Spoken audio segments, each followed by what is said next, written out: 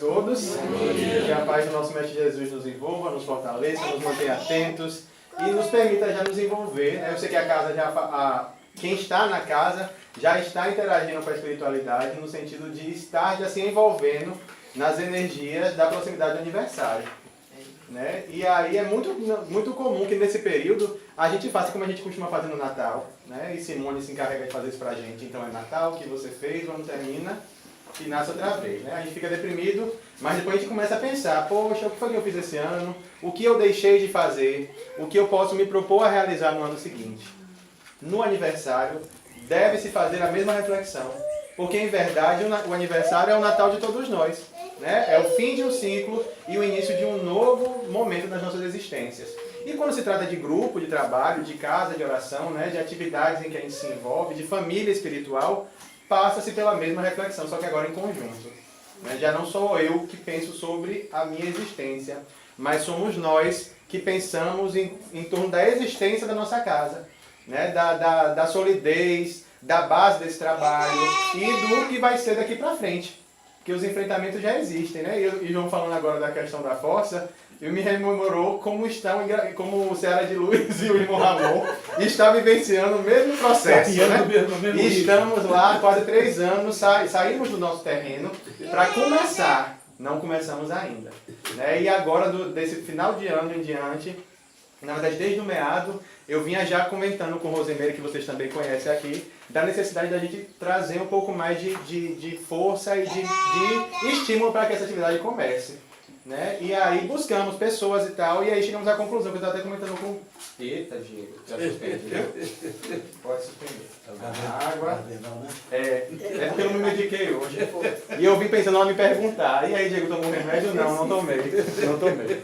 Né? E aí me ocorreu, né? E aí conversando com ela também chegou à conclusão de que, olha, vamos nos afastar da direção da casa. Porque já há algum tempo, desde da saída da nossa fundadora da direção, ficou meio que um vice-versa, sabe? Ora era eu, ora era ela presidente e o outro vice, um vice-presidente do outro. E isso acontece muito normalmente, as pessoas se acomodam com aquelas pessoas à frente do trabalho. Né? A dona agora vai dizer assim, eu não vou me preocupar não porque Diego está lá na frente. Né? O Rosemary está lá na frente. E aí a construção ficou, de certa forma, um pouco de lado, porque éramos nós também que estávamos nos movimentando naquele sentido. Claro que a gente conta com todo mundo no trabalho, mas para ir à frente, buscar, resolver as questões administrativas, era basicamente a gente. Então, isso a gente tomou a decisão, olha, não vamos participar mais da direção da casa. Mas e agora como é que vai ser? Não, quem assumir a casa vai assumir daqui para frente e nós vamos nos encarregar daquilo que nos movimentou até, de certa forma, a nos aproximarmos mais no trabalho, que era a construção da casa. Então vocês estão felizes pela força, e está feliz também porque a gente já conseguiu um engenheiro, né, espírita, que vai nos auxiliar no nosso projeto e ajustar lá a nossa proposta para que a gente comece a partir do ano que vem já a construção. Então, né, Ramon do lado de cá, Tereza do lado de lá, todo mundo se estruturando para que a gente realmente levante as paredes. Porque também, muito parecido com a gente lá em Salvador, a gente observa que aqui o grupo começou do lado certo. Começou na construção da família que vai integrar o grupo. Então, assim, o centro, a Casa de Oração Irmão Ramon, assim como o Ceará de Luz, já está construído em nossos corações. Então, independente de teto, de parede, né, se o vento levar, o grupo fica. Isso que é importante, porque muitas vezes acontece que tem a casa e não tem o grupo. Né? E foi algo que um último momento que nós tivemos com a mentora da casa, ela se comunicou e foi nesse sentido. Ela falou assim, olha, não adianta ter uma casa se não houver família dentro da casa. Vai ser só uma construção de tijolos. Então é preciso que vocês fortaleçam essa construção íntima, que é do entendimento, do amor, né, do companheirismo, da solidariedade que deve existir entre o grupo, para que as paredes sejam paredes amorosas. E Emmanuel já disse que não sejam construções, sejam verdadeiros lares, né, de transmissão de valores, de fraternidade, de tudo aquilo que a gente caminha na vivência do amor aí que Lázaro nos propõe no Evangelho. Então, passando agora para o nosso tema, né, e aí a gente pergunta, Nélbia, qual vai ser o tema? Ela fica à vontade, né, e ainda bota assim, PS, deixa o irmão Ramon escolher. Aí eu fiz, poxa, mas sim, ele escolhe se a gente der a sintonia para ele, né? Eu fiz, olha, o senhor sabe que nem sempre a gente mantém a mesma sintonia, né? Mas vá dando exemplos aí do que pode acontecer. E me ocorreu de falar de felicidade. né, de felicidade, porque o aniversário é um momento feliz nas nossas vidas. Tem aquelas pessoas que não gostam tanto de lembrar dos anos que já se passaram, mas a verdade é que mais um ano, né, é mais um acréscimo de misericórdia no nosso processo evolutivo. Um ano que o Pai nos permite continuar vivendo, é mais um ano de oportunidades, de possibilidades de realizações, de aprendizado, de crescimento para todos nós. E para casa não seria diferente. Então acredito que essa movimentação da espiritualidade, de todos nós aqui presentes, em torno dessa alegria por mais um ano de existência, que a gente sente quando o João fala, né? Já estamos há quase 16 anos. Gente, não são 16 dias, né? São 16 anos que com toda certeza não foram fáceis. Mas estamos cá, nós, né? Aos trancos e barrancos, nos sustentando para preservar o trabalho e contando com o amparo da espiritualidade. Mas, saindo um pouco da caixa de oração, né, e voltando um pouco para as nossas reflexões, eu gostaria de saber de vocês, para você, o que é felicidade? E aí eu já vou adiantar, viu? Não tem resposta bonita, não tem resposta decorada, eu quero a resposta que vem no coração de vocês. O que te faria feliz hoje? Né? O que você pode estabelecer como, olha, Diego, eu seria feliz tendo isso, fazendo isso, ou não tendo, ou realizando. O que representaria felicidade para você hoje? Eu penso comigo, eu penso assim, que a felicidade plenar não existe. Hoje, eu preciso ser uma pessoa feliz. Só eu acordar, andar, para mim, eu estou feliz. Eu agradeci a Deus por acordar, então eu me sinto uma pessoa feliz pelo dia de hoje. Porque estou tranquilo, entendeu? E nosso irmão que está, como eu sempre pedi, muito, às vezes nem o olho consegue bater. Então reclamar de que então eu me acho uma pessoa feliz. Esse é o meu pensamento. Certo. Quem dá mais? Eu, Diego. Diga. Eu não sei se é porque eu já tenho experiência assim de espiritismo, mas eu tenho aprendido que a gente se preocupa muito em ter coisas, né? E felicidade não é isso. Às vezes a gente, como ele falou ali, a gente tem que estar preocupado em viver. Se você acorda de manhã cedo e tem algo para fazer, eu vejo isso com uma perspectiva até de felicidade, porque se a gente vai dormir e você não tem nenhum plano para o dia seguinte, isso já deixa a gente muito triste e deprimido, né?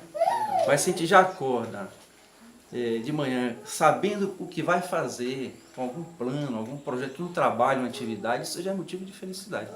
Eu estou aprendendo isso, né, dentro do espiritismo, durante, não é muito tempo não, pouco tempo, não? Uhum. Através de reflexão e da própria experiência. Com certeza. Porque a gente pensa que ter coisas é que traz felicidade, não é. Quem mais? Eu concordo plenamente com o que o Walter e o Alberto falaram. Agora, eu me posiciono assim numa condição seguinte. Existe uma felicidade mais real e mais gostosa do que você sentir a felicidade no seu semelhante? Quando você vê um semelhante, alguma coisa, que você, por mais simples que você faça, você sentir a felicidade no rosto alheio, como eu estava comentando com o Mel, uma bobaginha que se deu para essa meninada daqui do tabuleiro. Rapaz, nem pegar um carrinho de um tostão, saía numa felicidade, dentro daquilo. Eu disse a ele, eu fiquei feliz só com a felicidade de ver a felicidade daquela criança. Então custa pouco, como o Alberto diz, a gente vivenciar as coisas de alguma forma. Com certeza. Quem dá mais, gente? Tudo isso que eles estão falando também é, mas no início do ano, não sei se vocês estão lembrados, a gente fez a proposta de escolher, porque nós temos tanto defeito, que se a gente for observar todos os defeitos que tem, a gente vai ficar deprimido e triste, né? Porque ainda temos muito. E aí a gente combinou de escolher uma proposta para a gente em 2019 ou 2018. E a palavra na época que eu escolhi foi respeito. Respeitar as diferenças, respeitar o semelhante. E eu não sei se 24 horas assim no dia, mas eu tenho tentado e tenho conseguido chegar a olhar o outro já com respeito. Na hora que ele apronta, que ele faz determinada coisa, ele só pode fazer isso. E eu não tinha essa visão. Como eu me cobro muito, então eu cobrava das pessoas aquela posição e aquela... E eu estou conseguindo. Então, para mim, isso é uma felicidade. Eu a descobri que eu já estou conseguindo trabalhar defeitos meus, que eu sei que vão refletir também no conjunto. Então isso para mim também é felicidade. Ótimo. Quem dá mais, eu quero mais respostas, viu? Eu não combinei com ninguém daqui da frente. Eu conheço vocês, vocês me conhecem. Fica muito mais fácil eu gravar as caras para a próxima encarnação vir comigo mudo. Então eu sugiro, né, uma sugestão amorosa, fraterna, que vocês colaborem para o trabalho. Se não, ele é minha luada. Ele toma cardenal, eu não vim me indicar, você quer derrubar copo e tudo. E aí, gente? Eu digo. Diga. Uma felicidade para mim é eu estar em meu lar, com toda a minha família, todo mundo alegre e vendo todo mundo numa boa, tranquilamente, e vendo todos os amigos assim, naquela tranquilidade. Para mim, o negócio é alegria, é felicidade. Perfeito. Ninguém vai dar mais, não? Pegando o gancho de Dona Nélvia, eu pensei em trabalhar em mim a paciência, né, esse ano. A paciência com a família. E a felicidade para mim foi que eu tentei, e na maioria das vezes, não digo 100%, mas 90% eu consegui ter a paciência que eu tenho na rua, com os amigos, com os colegas de trabalho, e em casa com a família, que é nosso primeiro obstáculo, né? A gente trabalhar com a família, respeitar o espaço do outro. Sim. E aceitar como o outro é. Trabalhar o respeito com a paciência com a família é muito importante para a gente poder distribuir na rua com os outros. Com certeza. E aí ser legítimo mesmo, né? Porque não é aquela paciência que você tem com os de fora. É a paciência que você tem com todo mundo, com os de dentro e com os de fora do seu convívio, né? Conversando com alguém em casa, algum familiar, aí eu penso assim, como eu agiria na rua? Aí eu respiro, né? Exatamente. Bacana, que esse é um movimento que normalmente a gente não se acostuma a realizar. E aí fica na ilusão de que eu sou paciente, mas sim, daqui pra fora de casa, beleza, o problema é aqui dentro. Isso, eu digo isso. Né? Aqui dentro é que a gente vai exercitar realmente a pessoa que nós somos. E muitas vezes nós não somos aquela pessoa de lá de fora. Né? Somos aquela pessoa durante umas circunstâncias e aqui dentro somos outra. Então esse é realmente o desafio. Mas, assim, Alberto, né? Luiz. Alberto de cá, não é isso? Luiz falou uma questão que normalmente a gente associa a um estado de tranquilidade, de paz. Quer estar no nosso lar. Ora, nosso lar é também uma construção material, não é? Será que teríamos essa felicidade ou essa concepção de felicidade se estivéssemos debaixo da ponte? E assim, dificuldades nós enfrentamos de alguma forma, não é isso?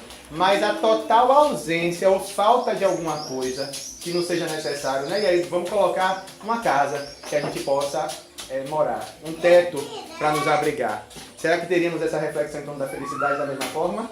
Talvez sim, talvez não. Né? Porque o importante e o mais... Que difícil a gente fazer essa observação em torno da doutrina espírita. Porque já falamos de doutrina espírita, o que nos remete ao espírito, e aí, portanto, todas as nossas conquistas e as nossas melhores aquisições devem se tornar no campo da espiritualidade. Mas nós somos seres que estamos vivendo uma realidade material. Né? E essa realidade material não é empecilho, ela é estágio de aprendizado também. Portanto, a nossa proposta aqui é qual? Viver em função da matéria?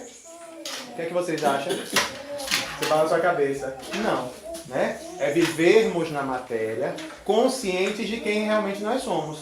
Nós somos seres espirituais, que estamos aqui durante um período e devemos interagir com esse mundo aqui à nossa volta dentro dos limites do quê? Do que nós compreendemos que seja importante.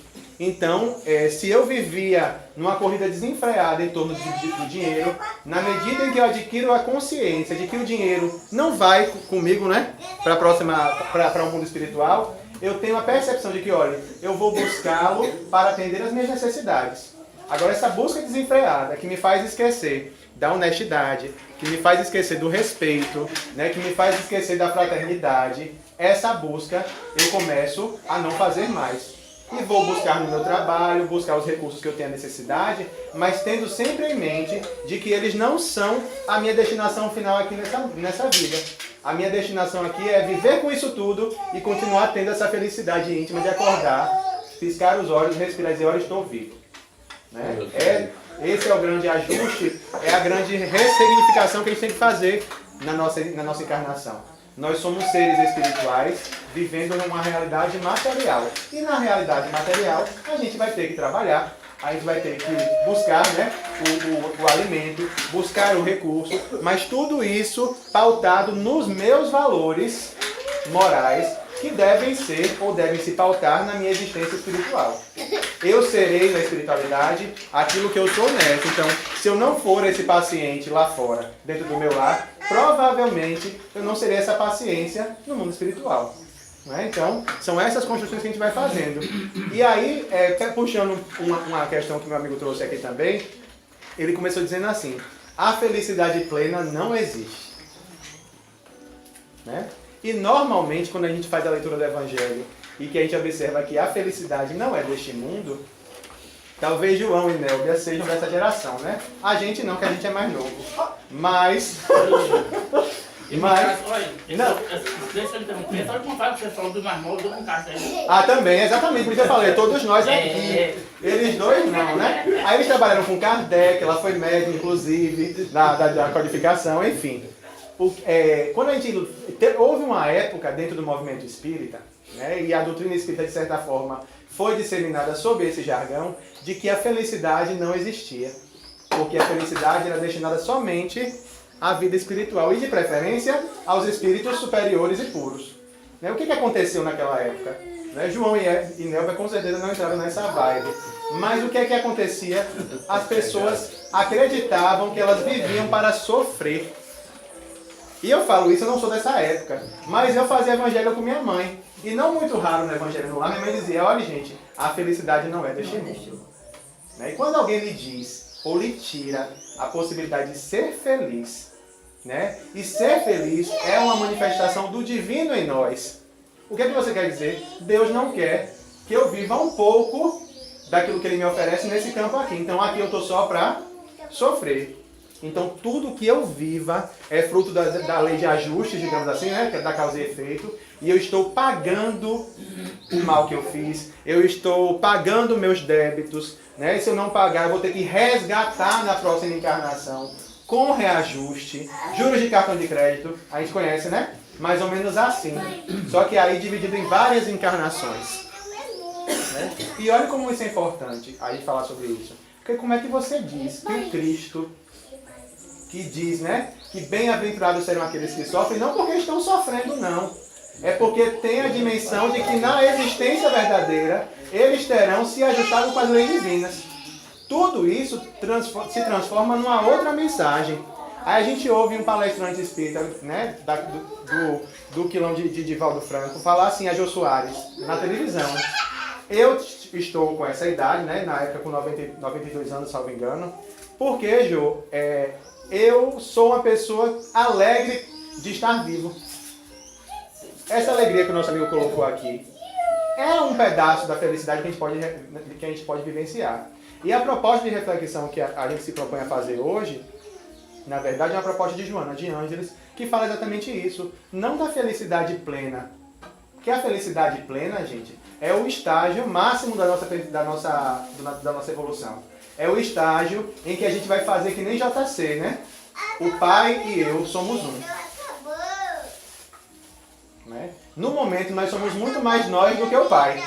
Né? O pai entra em alguns pontos, mas nós não temos essa constância de interação com Deus o tempo todo. O Cristo é diferente. Né? JC é Jesus Cristo, eu quero dizer. Jesus Cristo vivia integralmente a lei e estava o tempo todo em consonância com o Pai. Por isso que ele dizia que nós somos um. Eu estou andando, né, tirando a câmera do lugar. Para ver uma pessoa que não tem, né, facilidade com a televisão. E aí o que acontece? A gente vai ajustando esse conceito de felicidade para entender hoje que a gente deve viver não a felicidade plena, mas viver a felicidade que nos é possível viver. E isso vai estar no acordar com vida, né? na aquisição dos valores da minha transformação, na mudança dos meus defeitos, na vivência da paciência. Tudo isso vai me proporcionar felicidade. João trouxe um exemplo aqui de uma criança que ficou feliz com um carrinho, né? Ele colocou 2 contos no carrinho. Ou seja, materialmente falando... Um conto, não foi? Eu já estou aumentando. Aí ela já veio para consertar. Enfim, né? 1 conto, R$1. E ele saiu com uma felicidade absurda.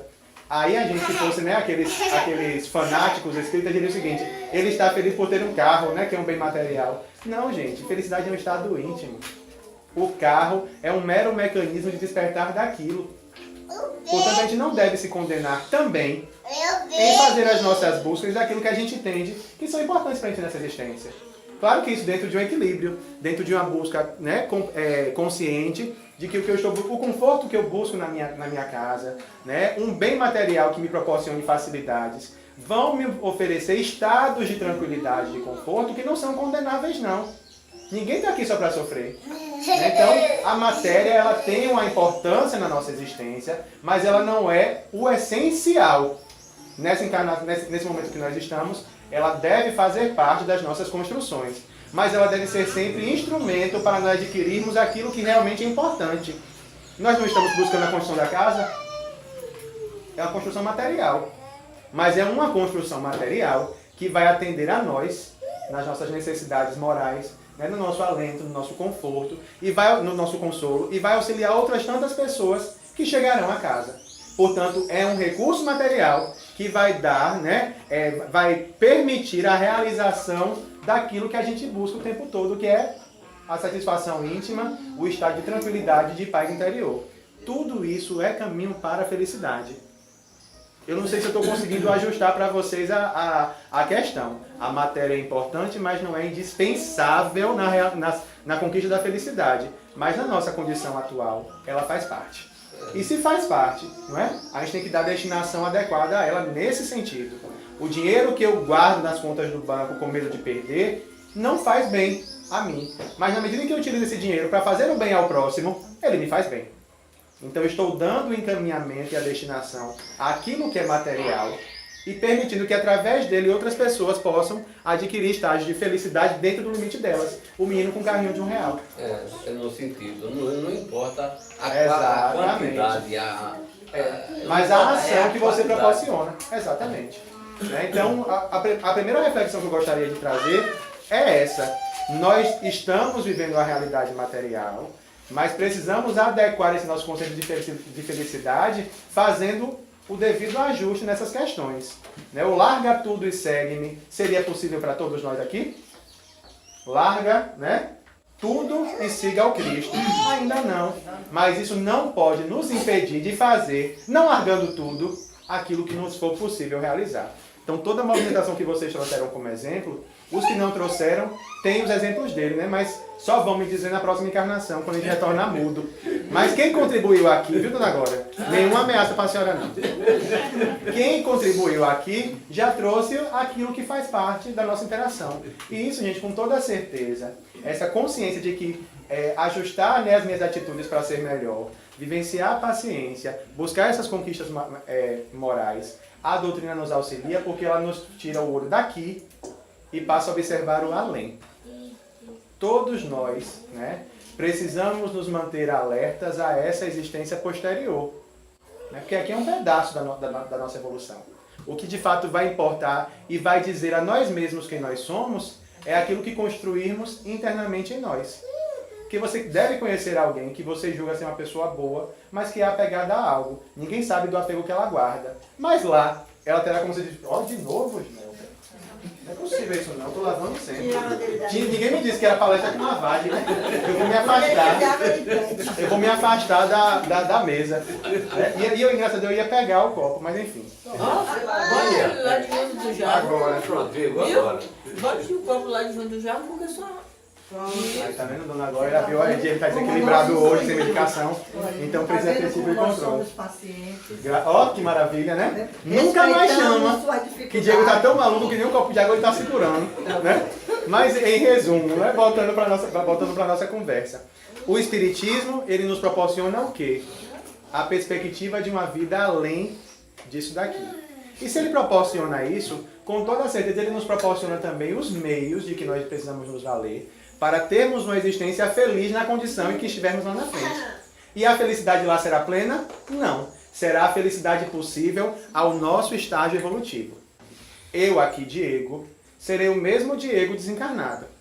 Né? A diferença dessa existência da minha condição lá vai ser o esforço que eu emprego aqui para vencer as minhas dificuldades e as minhas limitações, como o Nabé colocou. Se eu me ajusto com essa proposta de consertar, digamos assim, né? Ou alterar a minha forma de agir aqui, com toda certeza esse meu movimento também vai continuar na vida espiritual. E lá eu viverei a felicidade da consciência de que consegui realizar algo aqui, me esforcei para vencer as minhas más inclinações, mas também sou feliz, sabe por quê? Pelas que eu já conheço e que antes eu ignorava. Há felicidade em saber quem nós somos. E deve haver essa felicidade. Longe do medo que a gente tem de observar alguns pontos escuros aí de nós mesmos, deve haver a felicidade porque já temos a consciência de identificar esses problemas em nós. E é um movimento que normalmente a gente não faz, eu não faço. Né? A proposta sempre é primeiro pra gente. Nós normalmente não fazemos. Aquilo que a gente não gosta na gente, ou a gente encobre, ou a gente finge que não existe. E aí precisa alguém sinalizar, você é portador disso também. Aí a gente se desarvora e depois passa a analisar aquilo assim, de longe.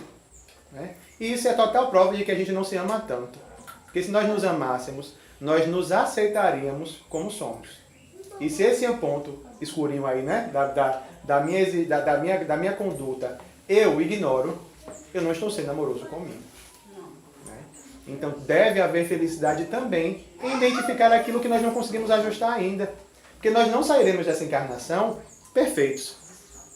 A perfeição, ela é uma construção que se faz existência a existência, né? Estágios na espiritualidade há estágios, mas que depende basicamente do movimento que eu emprego. Então, o tempo que eu levar ignorando isso é o tempo que eu levo a mais para resolver isso lá na frente. Agora, o tempo que eu me dedico a amar isso em mim, né? E fazer o primeiro movimento, que é de acolher, para depois transformar, é um tempo que eu economizo na minha trajetória evolutiva mais adiante. Porque isso deverá ser, né? E quando eu falo dever, é dever mesmo. Deverá ser tratado. Então, quanto antes eu faça isso, melhor, para que na próxima encarnação, ou nas próximas encarnações, eu não tenha que me deparar com esse pontinho escuro mais materializado, muitas vezes numa deficiência, numa doença crônica. A gente não precisa vivenciar esses movimentos. Então, a proposta de amar-se também é uma proposta de felicidade possível. Ah, Diego, mas eu não amo como Cristo. Sim, você ama como Angélica. Ah, é o seu limite? É o seu limite. E esteja feliz por já reconhecer também os seus limites. Porque sabe o que nos faz nos frustrar muitas vezes e desistir da nossa reforma íntima? Querer fazer mais do que a gente pode. Isso dói, né? Porque é como se alguém colocasse uma régua na sua frente e dissesse, olha, daqui você não passa. Mas não passa porque eu não quero que você passe, não. Não passa porque ainda você não reuniu as condições para dar o passo adiante. Então volte para a régua, reveja a sua caminhada e veja o que você pode realizar para ultrapassar a régua dali por diante. Talvez nessa encarnação ou na próxima, mas em algum momento você vai transpor essa conduta. Essa conduta. Né? Essa conduta. Né? Então é preciso que a gente também faça esse movimento. Nós somos felizes por estar encarnados e somos felizes também e principalmente por já conseguirmos compreender uma proposta de transformação moral que nos coloca no lugar em que nós devemos estar. Né? E por esse lugar que nós devemos estar é o lugar evolutivo em que eu me encontro. Eu sou um ser imperfeito. E principalmente o lugar da busca. Eu sou um ser imperfeito, mas que está aqui no domingo de manhã, buscando a minha transformação moral. Se eu não estou na busca, está faltando alguma coisa no meu processo. Então refaça, eu sou um imperfeito, mas que está buscando algo ou não está. Ou está se enganando, achando que está fazendo e não está fazendo. São movimentos que a gente faz ainda, né? Para justificar, não, mas eu estou lá o tempo todo e nada melhora. Nada melhora enquanto você não melhorar. Né? Se você estiver buscando a melhora sem passar por você, ela não vai se concretizar. Agora, se você já está na busca de reconhecer suas limitações e procurar trabalhá-las, você é tão feliz quanto o cara que vive a felicidade plena. Porque o que nos difere desse ser superior é a consciência que ele já possui e a movimentação que ele emprega para viver essa consciência de paz. Quando a gente fala em felicidade, claro, né? E Alberto colocou muito bem. Tem muita gente que pensa que tendo as coisas ela vai ser feliz. Né? E a mensagem de Lázaro, por coincidência, né? Que coincidência existe, por coincidência falou sobre o quê? O amor é a evolução do instinto, não foi isso? Eu não vou conseguir transcrever o que foi dito. Mas Lázaro ele faz essa colocação. No início éramos só instintos, não é isso? E o amor ele é a demonstração de que esse instinto evoluiu ao ponto de se manifestar no campo dos sentimentos. Nossos sentimentos nos mostram o tempo todo o quanto nós já caminhamos. Sabia disso? Tem alguém apegado aqui a coisas materiais? Todo mundo. Sempre tem. Não, mas eu sei que aqui não tem, né? Não, é. Eu normalmente jogo porque eu sou. Entendeu? Tem alguém aqui apegado a bens materiais? E a filhos? Né? E a pai? E a mãe? Olha, nós já ultrapassamos, né, o apego dos bens materiais, mas não nos desapegamos dos afetos. Então, esse meu sentimento, né, que toda mãe tem de ver o filho saindo de noite para ir para uma festa e não dorme enquanto ele não bate a porta em casa, é cuidado? Né, do campo do instinto maternal também. Mas é um pouquinho também de apego, sabe por quê? Está fora do seu controle. Do seu, mas está fora do controle de Deus? Né? Se tivéssemos fé, né, uma fé robusta, forte, a gente entregaria nossos filhos todos os dias a Deus. E não tem melhor babá nesse contexto, não é verdade? E o que acontecer lá fora está dentro do que a providência divina permite que aconteça. Essa babá aí, inteligente, está administrando tudo. Mas o meu apego lá no fundo disfarçado de instinto maternal ainda não permite fazer esse próximo movimento. Então o meu sentimento me denuncia. Ele me diz que nesse campo ainda do apego, eu vivencio o apego em algum nível. Não é mais material, mas é afetivo. Então, ó, se é afetivo, eu vou fortalecer a minha fé e entender que eu, ora, pai ou mãe, sou um mero guardião, né? Deus me deu o seu filho em consignação para eu devolvê-lo da melhor forma que eu puder devolvê-lo. E na hora não que eu queira devolver, mas na hora que o pai assim o fizer. Né? E crio, e oriento, e instruo dentro dos valores que eu já possuo. Mas o que ele fizer, no momento que ele já tiver, né, maturidade e capacidade de discernir por si só, é responsabilidade minha? Não. E por que eu sofro porque o meu filho erra? Você pediu a Deus para tomar conta. Pede a Deus para tomar conta, mas sofre quando ele faz alguma coisa errada. Quando ele não ouve, né, uma orientação do pai e da mãe. Então tudo isso ainda nos mostra o quanto nós estamos distantes dessa proposta de, ó, criei para que ele voasse sozinho. Enquanto eu puder controlar o batimento das asas, tudo bem, né? Mas se ele não entender que eu mandei ele bater a asa esquerda mais e ele bateu a direita e começou a desequilibrar, a culpa é minha. Não. E aí a gente conhece um exemplo de pessoa que todo mundo criticava. Por dizer, olha, eu fiz o que eu podia fazer pelos meus filhos. Se eles decidiram fazer assim o assado, era a responsabilidade deles. E a gente chamava ela estava perfeitamente certa. Ela fez o que ela precisava fazer, o que lhe foi possível. Mas tem uma hora que nem Cristo faz pela gente. Somos nós que precisamos nos movimentar. E essa concepção de amor maternal não é de um amor frio, não. É de um amor consciente. Então, no final das contas, o que nos distancia do ser que vive a felicidade plena é a consciência. Uma consciência que já foi verde, que hoje, para todos nós, já está um pouco mais amadurecida e que nos compete continuar instruindo, se esclarecendo e principalmente se esforçando. Esforço deve ser a palavra de todo espírito em evolução. É no sentido. Diga. Eu acho, voltando bem lá longe, que quando a pessoa quer ser respeitado, ele tem que respeitar o máximo ainda o outro. Perfeito. Sinceramente. Perfeito. E é verdade, né? E o respeito não deixa de ser uma manifestação do amor também. Por mais que a gente fale, né, que tudo se resuma a essa vivência do amor, na verdade a gente tem o exemplo de Deus o tempo todo a nos mostrar. Ele respeita o nosso estágio evolutivo. É como se ele colocasse você no campo e jogasse todos os instrumentos na sua frente. Você resolveu passar por cima e continuar caminhando no campo. Ele respeita. Ele não faz assim, ó, mas eu coloquei tudo à disposição dele. Então se ele está sofrendo é porque ele quer. Não. é porque ele ainda não adquiriu a maturidade, né? Não adquiriu a consciência de que precisa daqueles instrumentos para realizar a sua jornada. Entender isso é que é difícil. Isso que é difícil. Né? A vivência do pai e da mãe, a gente compreende perfeitamente, mas é um pouco de adquirir um pouco essa existência, né? Ter um pouco dessa consciência de Deus. Olha, os instrumentos foram dados. Né? O nosso filho que a gente evangeliza no centro, e que aí chega naquela fase maravilhosa da adolescência, que graças a Deus eu não tive, né? Não tive. Eu tive Você não teve. no centro, né? Mas No centro. Fora aquela vivência que a gente estava começando no início, né? Sendo uma pessoa e sendo outra, a gente faz isso com muita facilidade, mas o dia a máscara cai, né? E aí as porradas nos chegam e a gente percebe que não dá para ser dois, tem que procurar ser um. Quebrado, mais um. Né? Dois não dá mais para ser. Então, quando chega naquela fase, ele desiste de ir para o centro, não quer mais ouvir falar em evangelho, não quer fazer evangelho no lar, não quer fazer nada. E aí o pai e a mãe acham que faliu, ou não orientou bem.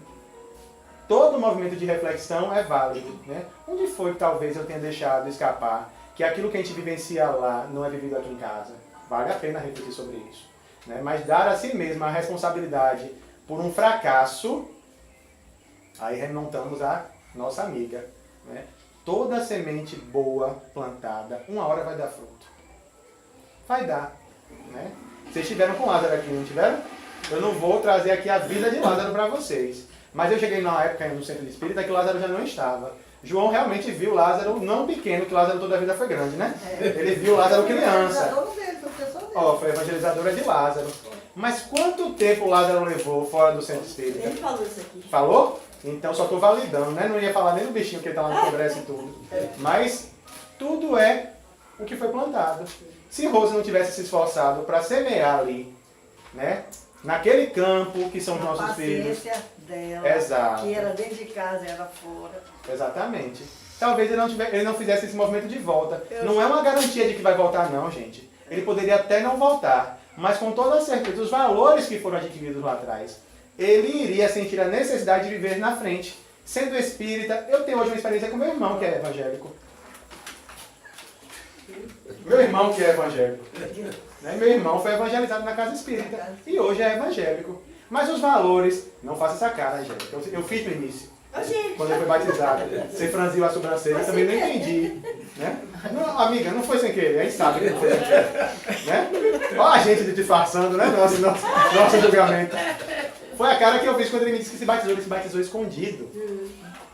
Ninguém precisava saber. Aí ele foi falando da vivência dele na religião dele, e aí volta e meia ele falava, poxa, mas o que eu sinto falta lá é que eles não fazem a caridade.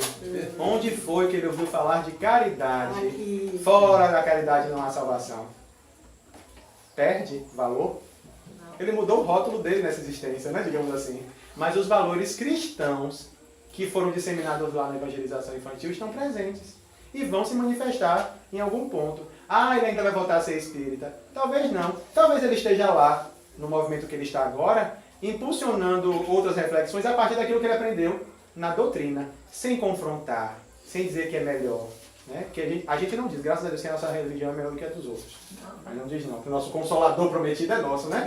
A gente não diz não. Né? Mas a gente aprende a respeitar, aprende a entender o movimento do outro e vai se ajustando naquilo que entende que é importante para si. Ele entende que aquela movimentação ali para ele é importante. Então hoje ele jejua. Eu fico imaginando, gente, eu evangélico, eu jamais jejuaria. Aí ele brinca, às vezes a gente está em casa falando coisa, não, ó, estou em jejum e oração. E ele faz. Ele se penitencia nesses processos, mas não é com um sentimento de sofrimento, não. Isso que me chama a atenção nele. Porque ele vive aquilo mesmo com profundidade. Sabe? Quando ele diz que está no tempo dele de vigília, ele está no tempo dele de vigília. A forma como ele age, a forma como ele interage com as pessoas, o seu próprio momento de se recolher muitas vezes, silenciar e fazer as preces, de ouvir as mensagens, de ler a Bíblia. Isso é negativo por ele ser evangélico hoje? Não. Né? É a sua vivência da religiosidade. E não tem como a gente não aprender com essas pessoas ao nosso redor. Né? Então tudo isso também é sinônimo de felicidade. Dentro do limite que ele vivencia hoje, a vivência religiosa dele lhe proporciona felicidade. E muitas vezes é alguém que me dá um monte de conselhos, né? Que eu olho assim, rapaz, né? Ele está pouco tempo, não, você fala assim, ele normalmente diz assim, quem foi Naninha, né? Eu faço o contrário, eu fiz, rapaz, quem foi esse rapaz? Né? Da violência à consciência, e hoje me dá conselhos que eu já sei, mas que eu ainda não vivencio. Do tipo, né? Rapaz, a gente fala alguma coisa no grupo da família, né? Eu, ele, minha irmã, minha mãe, e ele faz assim, vigia, varão. Vigia para não cair em tentação. Não o que é o vigiar? Preste atenção nos seus pensamentos e no que você diz. Né? Se ele já faz essa reflexão, por que eu ainda não realizo? Né? Eu me julgaria melhor do que ele porque eu estou mais tempo no centro? Não. Né? Às vezes essas pessoas estão ao nosso redor, nos proporcionando também aprendizado. Se a gente é feliz, consciente de quem nós somos, nós devemos ser felizes também pelas pessoas que estão à nossa volta. Felizes por termos os nossos familiares maravilhosos, que nos impulsionam ao nosso crescimento. E aí, pegando só uma deixa que ela falou ali, nas nossas famílias estão os nossos maiores obstáculos. E estão os maiores instrumentos de evolução. O nome disso é ressignificar. Eu aprendi na terapia. É a verdade. Nós precisamos aprender a ver nos nossos familiares, não adversários. Porque houve um tempo também no Espiritismo que se diziam que dentro do lar estavam os nossos maiores adversários, os nossos piores algozes. Ninguém lembra que nós poderíamos ter sido esses algozes também. Ou os piores adversários daqueles companheiros. Então a gente vai mudando e aí Rose usa muito isso, né? São os nossos professores. Porque só o professor que nos força a tirar de dentro de nós o aprendizado que nós já temos. O professor é responsável por isso, né? Nosso processo educativo, ele vai lá, lhe instrui e depois ele te força a trazer para fora aquele conhecimento. A mesma coisa são os nossos familiares. Só que eles estão buscando de nós e reclamando de nós o melhor que nós já possuímos em nossos corações. E aí entra a vivência da paciência, né? O respeito, o respeitar a condição do outro, não porque ele é inferior a você, não. Respeitar porque ele merece ter respeito tanto quanto você. Né? Melhor ou pior, isso é irrelevante no nosso processo evolutivo. Se a gente só cresce nos congregando, como é que a gente vai escolher a quem a gente se congrega? Não é? Dentro da minha vivência com João, eu tenho que procurar viver com João aquilo que João puder me oferecer de melhor. Não vou desprezar o que ele tem de ruim nele, não. O que ele tem de ruim é a responsabilidade de quem tratar. Dele. Por que eu vou permitir que isso me influencie, me afaste, quando muitas vezes o que ele tem de melhor ultrapassa aquilo que ele tem a oferecer de ruim? Né? E normalmente o que a gente tem de oferecer a ruim, a gente esconde. Né? A gente não sai distribuindo a torta direita. Quem distribui a torta direita está pedindo socorro. E muitas vezes são os nossos familiares que estão pedindo. Aquele que ele critica porque está no centro o tempo todo, porque só faz as coisas do centro, se fosse para casa não fazia, né? Que sai para distribuir os presentes lá no tabuleiro. Ah, mas pros da rua você dá, mas aqui para dentro de casa você não dá. Conhecem alguém assim? Não, né? Eu também não conheço, não. São fanáticos. São fanáticos. No dia né? do aniversário da mãe, você está vendo Isso. Essas pessoas estão reclamando de nós o quê? Aquilo que nós já começamos a entender. Que precisamos ser tolerantes, que precisamos, né, ser caridosos com essas pessoas, que precisamos amar a estas pessoas, mesmo quando elas nos dizem isso, né? Mesmo quando elas nos ofendem, e aprender a perceber que, na verdade, a ofensa não foi praticada por ela. Ela faz e esquece. Somos nós que alimentamos as ofensas dentro de nós. Né? Então, esses movimentos de guardar, né, de se deixar ofender, são movimentos que nos impedem de sermos felizes aqui.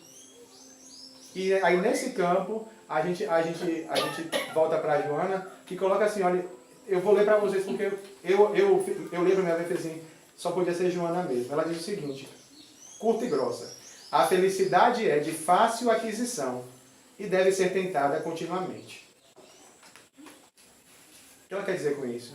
A felicidade está ao nosso alcance. O que nos é possível ser feliz está ao nosso alcance. Agora precisa que seja uma movimentação contínua. Não buscar esse estado de felicidade só porque a gente está aqui na família espírita, né, na casa espírita, e esquecer de levar para casa. Dizer, olha, estou tão bem agora, poxa, agora eu tenho que retornar para lá, encontrar com fulano ou beltrana, ou encontrar, né, com um problema no trabalho. Isso nos tira aquilo que a gente acabou de conquistar. Se nos tira, não era felicidade, era ilusão.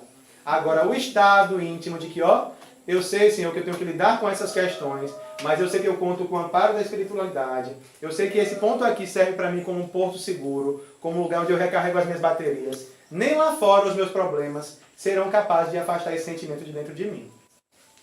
Né? E nesse momento de renovação de mais um ano de existência, a gente tem que colocar, né, as nossas situações nos pratos, limpos, e ver o que nós melhoramos, o que nós podemos melhorar e quais compromissos a gente precisa renovar daqui para frente. Porque se estar aqui me faz feliz, toda e qualquer luta que eu me coloque no sentido de preservar isso na minha existência é válida. Agora é a luta, é a boa luta, é o bom combate. Não é a luta sangrenta, não é a luta do afastar o outro, não. É a luta do fazer com que o outro entenda, a partir dos meus exemplos, que isso aqui me faz bem. E esse é o maior desafio do espírita. Durante muito tempo, a gente luta querendo trazer todo mundo para cá para dentro. Que a gente acha que seria mais fácil todo mundo aqui dentro viver lá fora. Né? E aí, não muito raro, a gente ouve assim: poxa, se fulano estivesse aqui para ouvir essa palestra. Né? Se fulano estivesse aqui para ler essa mensagem, para ouvir essa comunicação, seria tão mais fácil conviver em casa. E aí se recorda também que os próprios benfeitores espirituais nos mostram o seguinte: quem precisa ouvir não é quem está fora, não. É quem está aqui. Divaldo tem uma mensagem que eu acho muito relevante, uma mensagem não, uma própria situação dele relacionada à Joana de Ângeles. E ele tem vídeos no YouTube e tudo, se vocês quiserem procurar. Ele se queixando, né? Ele estava passando por um mal-estar de saúde e acho que era um problema no coração ainda na época, não tinha sido tratado. E ele vinha sofrendo com aquilo, né? As dores e tal, o mal-estar. E ele rogava a Joana de Ângeles que ajudasse ele. Aí um dia, estando com ela, né? E aí, realmente é condição de alguns, não é de todo mundo. Não só estando sentindo, não, estando e vendo, né? Minha irmã, não é possível que a senhora me veja sofrendo o tempo todo. A senhora me faz escrever tantas mensagens aí para socorrer a todo mundo, mas a mim, a senhora nunca endereçou uma mensagem de conforto. A senhora está vendo o que eu estou passando e não, é incapaz de me mandar uma mensagem de alento, um carinho, né? Alguma coisa. E aí Joana olhou para ele e fez assim: meu filho, realmente, nós já escrevemos muito por seu intermédio. Agora, observe como eu começo as minhas mensagens. Meu filho.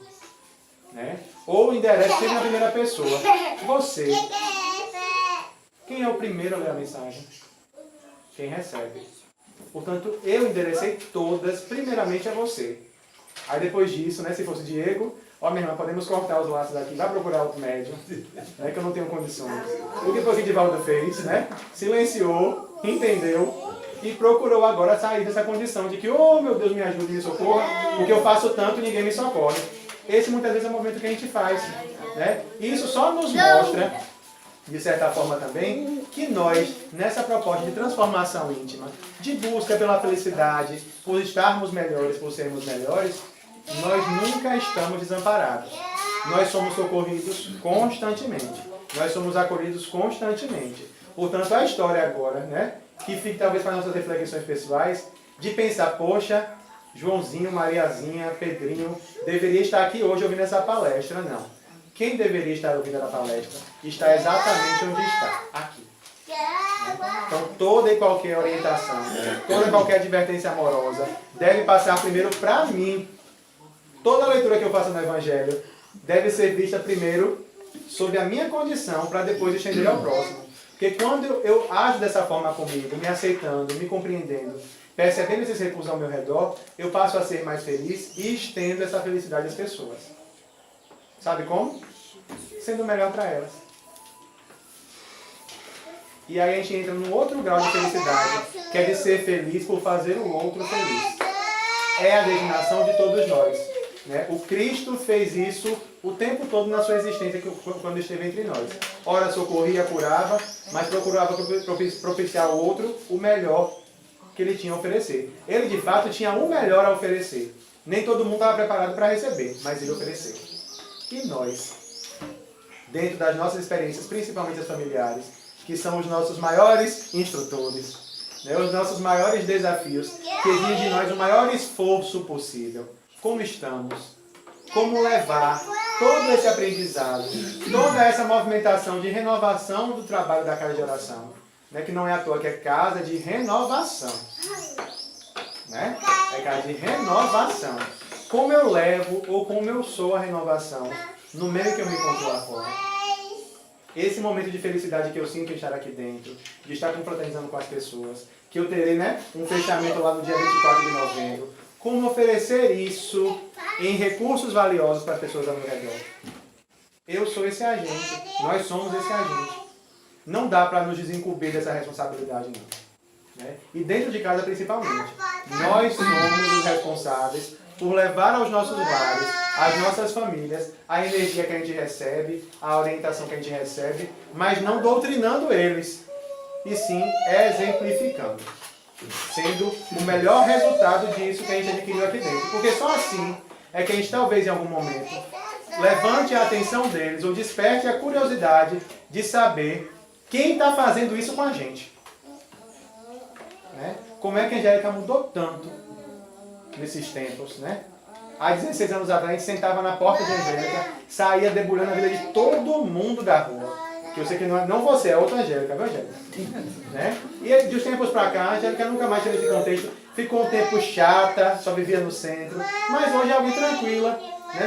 Nos meus apertos, eu vou conversar com ela porque ela sempre tem algo de bom a me falar. Isso é ganho, gente. É aquisição nossa. A gente não fala só porque é bonito, não. A gente já fala pro outro porque a gente acredita que é valioso.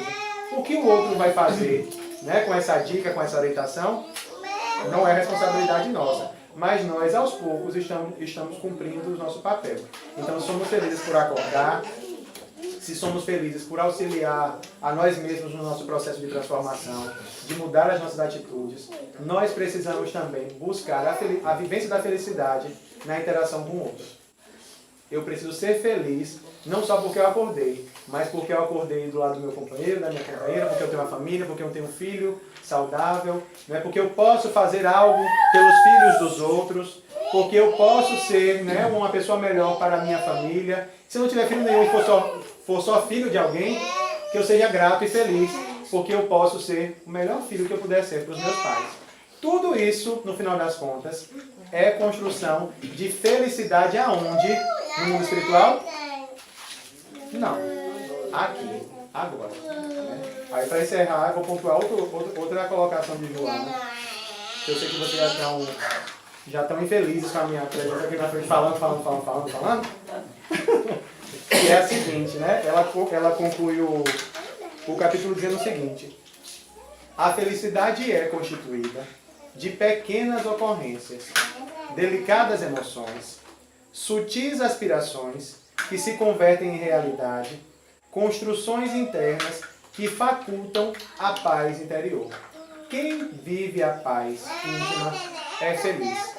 E não tem como proporcionar isso a outras pessoas. Porque passa boas energias, boas vibrações, fala boas coisas, né? Orienta da melhor maneira e passa a ser aquela pessoa que a gente não quer mais se afastar do lado. E eu sei que, de certa forma, todos nós aqui na Casa de Oração vivenciamos esse momento. Que o que nos faz estar reunidos após 16 anos é o sorriso de João, a voz de João de locutor, né? A gargalhada de Nélvia. Não é. Cada um está na sua busca e encontra aqui e nas pessoas à sua volta, né? E na espiritualidade, os recursos de que precisa. E se nós estamos juntos fazendo essa busca, né?